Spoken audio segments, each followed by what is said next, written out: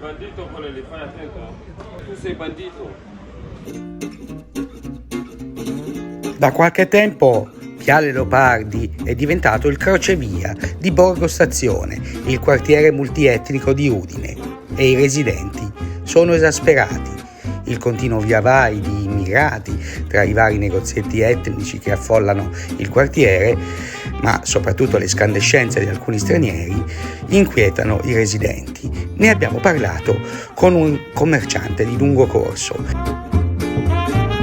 Abbiamo visto la pizza, che poi è tradizione italiana, tradizione che unisce tutti, è vero? Tu hai qua clienti stranieri, italiani, di tutte le salse. Sì, capire l'esigenza del cliente. Certo. Cioè, lo straniero vuole soprattutto non carne di maiale. E tu sei aperto qui da che Allora, anno? Da che anno?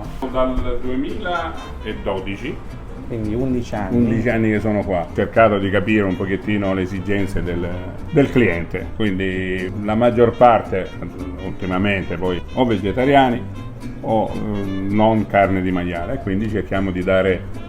Tu ti sei adattato? Adesso per esempio bisogna adattarsi. Che pizze o possono tonno e mangiare? cipolla, o verdure, o kebab e patatine, mi gusta le patatine solo ed esclusivamente le ultime due cose, pollo e tacchino. Senti, tu te lo saresti mai detto che, non so, 30 anni fa che ci sarebbe stata la pizza col kebab? No, sinceramente no. Tu sei qui in Viale Leopardi, potrei dire con una metafora, sul fronte. Perché In prima linea. Perché comunque l'estate, soprattutto l'inverno, non tanto. Perché ha le porte chiuse. Quando quindi c'è bel tempo. Quando c'è bel tempo si spalanca tutto, quindi si vede tutto e si sente tutto. Essendo una strada un marciapiede di passaggio, succede di tutto. Ultimamente un po' di più delle altre, vedo molta più polizia che interviene, vedo molte più, cioè le forze dell'ordine intervengono molto più delle scorse o degli scorsi anni, ecco. E poi, che ti serve? Io eri non buono. È peggio per te che non è buono. Tu hai mangiato il pezzettino che era più bruciato del normale. Perché? E perché quello è capitato, è bruciato. Oggi regalo con mio. Sì, regalo. Senti, questa è l'etnia queste sono le masse. Qual è il problema più grave di questo quartiere? La mancanza di istituzioni.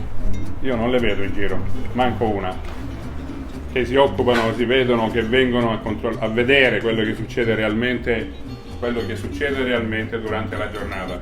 Tranne le forze dell'ordine, istituzioni con sindaci, assessori, cose, non ne vedi proprio. Io non le ho mai viste. Poi personalmente vogliamo chiedere tante cose, io personalmente. Quelli con le biciclette, no? Qui c'è un passaggio continuo, l'abbiamo ripresa. Però io pago 600 euro all'anno di suolo